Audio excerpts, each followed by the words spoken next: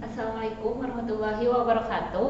Nah, bertemu lagi di pelajaran PKWU ya untuk anak-anakku kelas 12. Kita kembali lagi masih di materi yang sama yaitu mengenai akuntansi biaya. Nah, kemarin kan kalau kalian udah lihat yang part satunya yang perhitungan harga jual produk. Nah, itu sangat penting ya. Jadi materinya itu ada di situ, sedangkan sekarang kita akan masuk ke tabelnya. Nah, materinya apa aja bisa kalian lihat di video pertemuan perhitungan harga jual produk yang part satunya.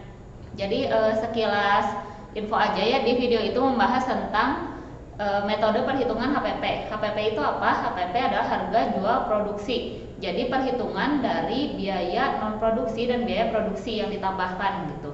Jadi rumusnya itu untuk HPP, HPP sama dengan biaya produksi ditambah biaya non produksi. Jadi aja HPP gitu.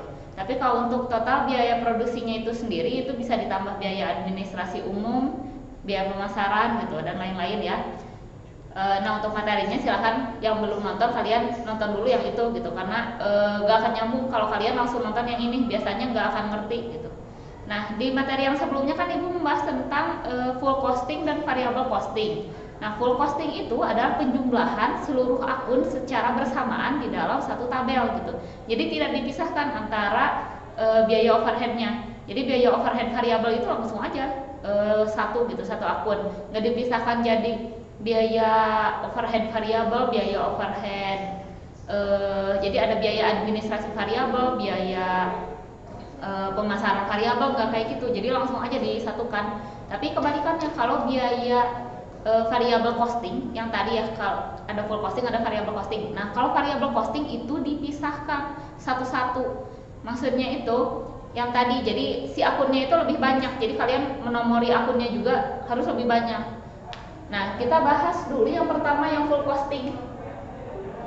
Di sini tabelnya ini untuk LK9 ya. LK9 itu format kasarnya itu kayak gini. Format lengkapnya itu tergantung dari produk kalian. Jadi produk kalian itu isinya apa aja. Jadi setiap orang itu biasanya akun isinya itu pasti beda. Gak mungkin sama gitu. Jarang ada yang sama karena produknya juga beda-beda. Nah, di full costing ini, jadi kolom yang pertama itu nomor akun. Kalau kalian belum tahu gimana caranya membuat nomor akun, tonton dulu video ibu yang nomor akun part 1 dan part 2. Di situ ada penjelasannya bagaimana cara membuat nomor akun gitu. Bagi yang bukan anak IPS biasanya gak tahu ya cara bikin nomor akun. Nah, jadi nomor akun ini harus diisi. Terus nama akun, ini nama akun yang memang sudah ada gitu. Sudah ada dari akuntansi biayanya itu kayak gini. Untuk format di PKWU-nya itu kayak gini. Boleh nggak aku pakai akun yang lain? Boleh, tapi tetap harus ada 3 akun utama yang ibu bilang di awal di pertemuan yang perhitungan harga jual produk. Itu harus ada biaya bahan baku, biaya tenaga kerja, dan juga biaya overhead gitu. Yang harus ada itu di akuntansi biaya itu 3 jenis akun utama yang tadi, biaya bahan baku, biaya tenaga kerja, dan biaya overhead. Karena kita konteksnya membuat produk atau membuat barang, bukan hanya menjual barang tersebut gitu, tapi kita bikin dari nol produknya. Nah, kita mulai ya agar lebih mudah. Nah, kolom ke-1 ini nanti digunakan untuk subnya. Jadi subnya disimpan di kolom ke-1. XXX ini apa? Yang ibu nulis XXX ya. XXX ini nanti sama kalian ganti oleh angka gitu, sesuai dengan harga dari bahan baku produk yang kalian gunakan gitu. Jadi XXX ini sebenarnya angka ya. Jadi ditambah rupiah, ditambah Rp kayak gini, Rp sekian gitu. Nah, nulisnya tuh kayak gini. Misalkan kalian mau nulis Rp 1 juta, tulis gini 1 juta. Terus mau nulis 500.000 misalkan di bawahnya, Rp 500.000. Jadi jangan 5-nya jangan disejajarkan dengan 1 nulisnya, tapi disejajarkan itu kalau dari arah ibu di kanan bukan di kiri gitu. Jadi jangan dekat sama Rp tapi dekat sama ujung tabelnya kayak gitu.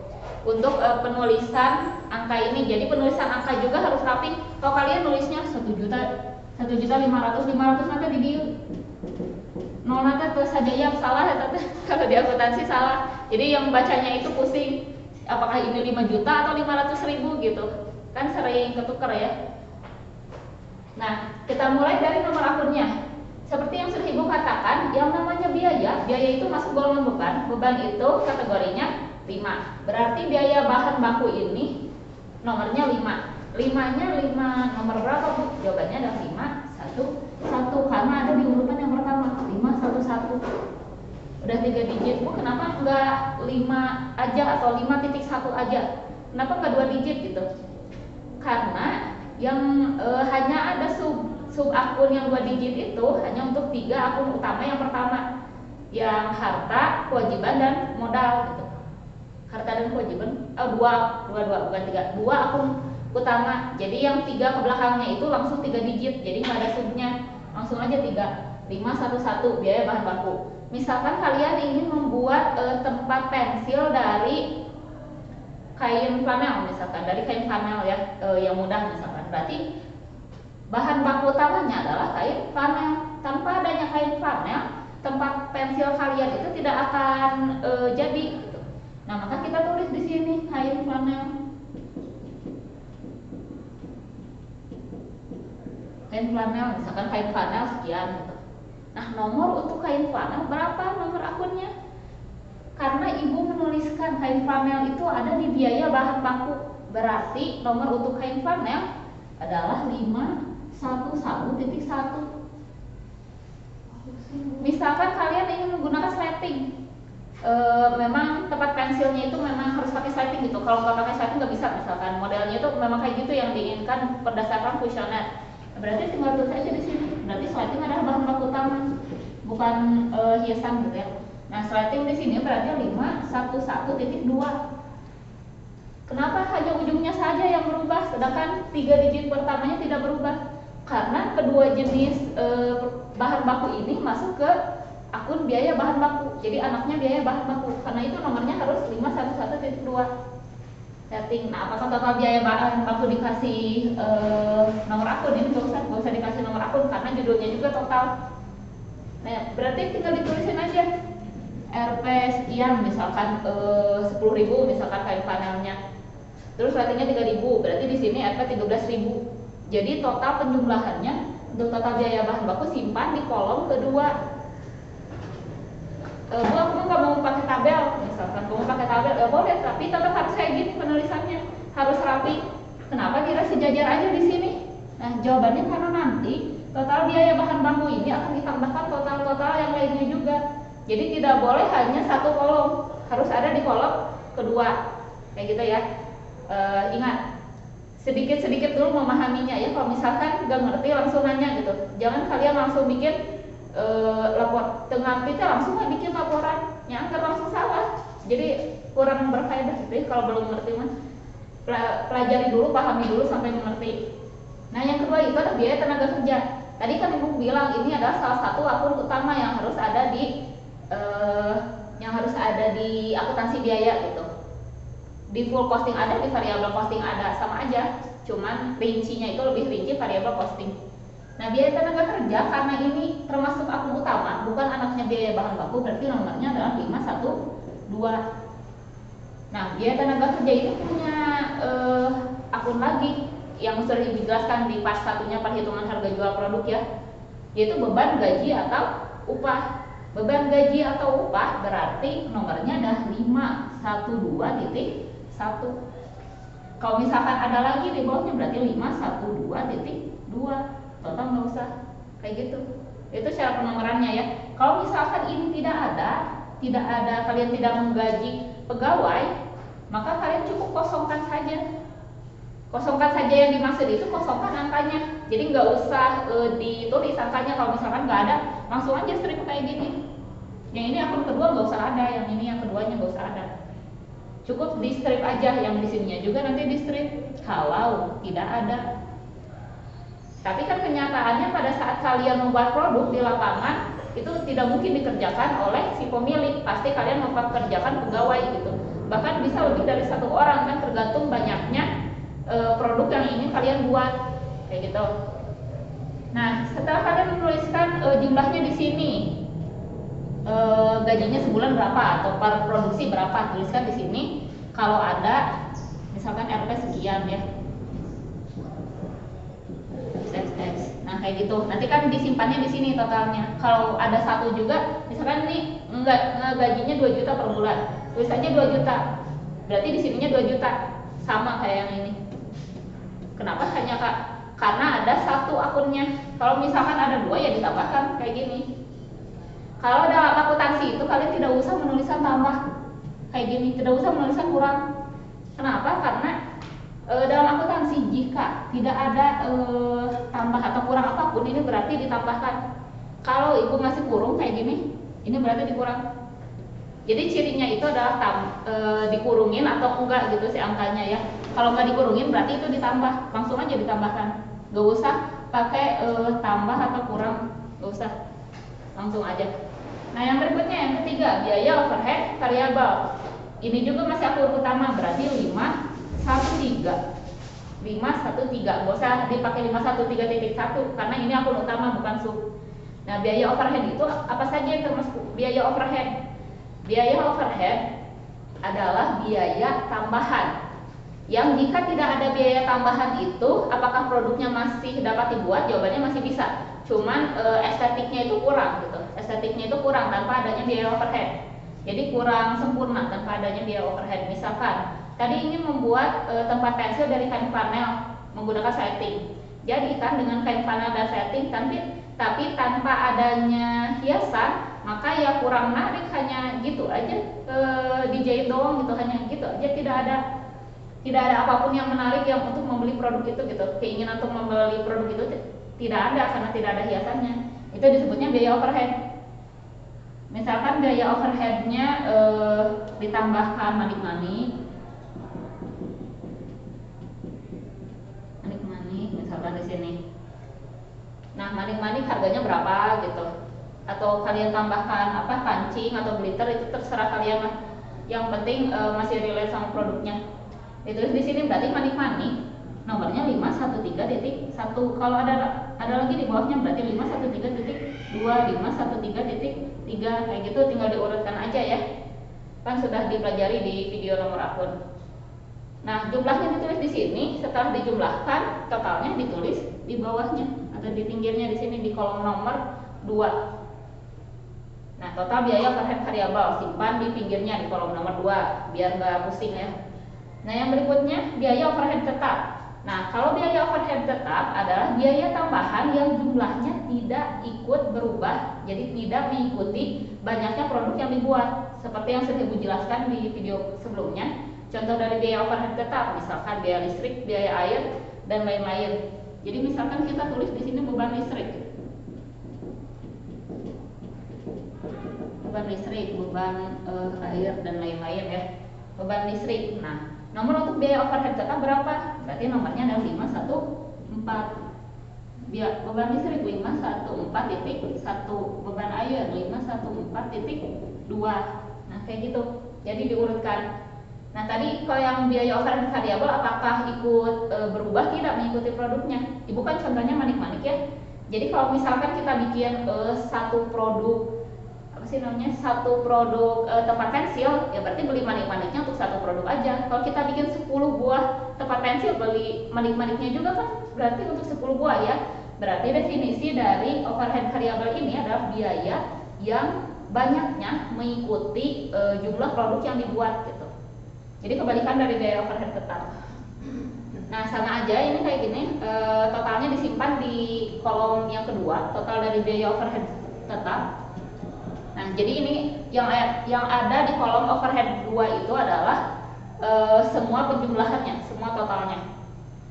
Nah, yang berikutnya adalah harga pokok produksi. Setelah kita tahu tadi biaya produksinya berapa dan biaya non produksinya, nanti akan kita hitung ya. Kita baru tahu biaya produksinya berapa. Itu bisa jadi harga pokok produksi ditambahkan di sini. Nah, di sini kan kosong, berarti ambilnya dari kolom yang nomor 2. Tadi juga sama, kita ngambilnya penjumlahan itu 1 ke 2. Berarti kalau kita ingin menambahkan yang kedua, kita harus bikin kolom lagi yang ketiga gitu, yang di sini. Ini jadi harga pokok produksi. Nah, biaya bahan baku ditambah biaya tenaga kerja ditambah biaya overhead variabel ditambah biaya overhead tetap menjadi harga pokok produksi. Nah, silakan kalian bisa membuat rumus versi kalian sendiri gitu ya. Tapi itu saja yang harus diingat gitu. Untuk membuat HPP ini adalah salah satu goalnya yang kita cari adalah harga pokok produksi. Nah, kalian belum mendapatkan keuntungan dari sini, ini baru jadi produknya aja, belum bisa dijual, segini itu belum bisa dijual. Nah, yang berikutnya ini masuknya biaya non produksi yang Ibu bilang tadi ya. Untuk biaya non produksi ada biaya administrasi umum. Biaya administrasi umum itu ya kan pada saat kita membuat produk itu harus didata berapa banyak produknya, dan biasanya kalau di perusahaan itu yang bagian gudang yang suka ngedata kayak gitu, itu kan mempekerjakan pegawai, jadi pasti ada biayanya, disebutnya biaya administrasi umum. Nah, biaya administrasi umum itu tinggal diurutkan dari sini. Ini kan udah 514, berarti biaya administrasi umum adalah 515. Nah, biaya pemasaran 516. Kalau misalkan ada anaknya, ya silahkan anaknya, berarti nomornya jadi 4 digit, sama seperti biaya bahan baku. Kalau ada, kalau tidak ada langsung saja kayak gini. Karena yang namanya full costing itu tidak dipecah. Si biaya administrasinya itu ya beda aja, biaya non produksi, tidak disatukan ke biaya overhead. Tapi kalau biaya variable costing yang tadi ya, yang kedua, nanti Ibu jelaskan di video berikutnya, itu dibedakan lagi, jadi lebih kompleks karena lebih banyak akunnya. Nah, biaya administrasi umum langsung simpan di kolom kedua. Kenapa nggak disimpan di kolom ke-1 tadi? Karena biaya administrasi umum itu masuk ke akun utama karena ada 3 digit gitu, walaupun bukan akun utama banget gitu ya, karena non produksi jatuhnya kan. Tapi tetap disimpan di kolom yang nomor 2, kecuali kalau biaya administrasi umum ini punya anak gitu, punya anak akun, baru disimpan di kolom ke-1. Nah, setelah biaya administrasi umum dan biaya pemasaran dijumlahkan, itu menjadi biaya non produksi. Nah, biaya non produksi ini nggak usah dikasih nggak usah dikasih nomor akun ya, karena total jatuhnya kan.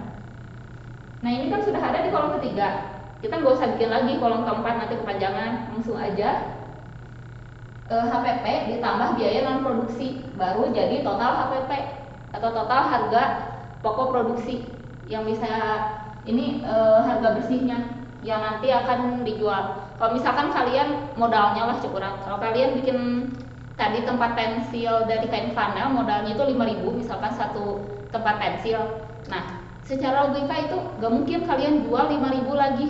Kenapa? Ya kalian gak dapat untung sama sekali, jadi ya tambah lillah gitu ya, lillah dengan balik modal hunkul gitu kan. Yang namanya jualan tuh gak kayak gitu, jadi harus ditambahin sama keuntungan. Nah, keuntungannya itu ada di luar tabel ini, karena tabel ini juga judulnya adalah full costing, perhitungan untuk biaya gitu, biaya yang penuh disekaligus,kan bukan perhitungan untuk menjual kepada konsumen gitu. Nanti ada rumusnya ya di pertemuan ke-3, 4 mungkin, tunggu aja videonya lah.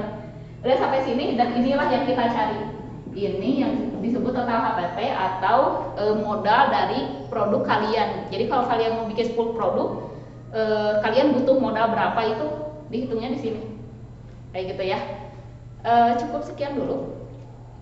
Semoga mengerti ya dari penjelasan Ibu. Kalau tidak mengerti silahkan tuliskan di kolom komentar. Nanti Ibu akan live juga gitu ya. Jadi nggak hanya video. Kenapa? Karena dengan video saja biasanya sulit dipahami ya, sulit bertanya secara langsung. Dan Ibu berharap kalian bertanya kalau nggak ngerti, lain jempai juga udah betul gitu ya. Pas ditanya tuh bisa gitu.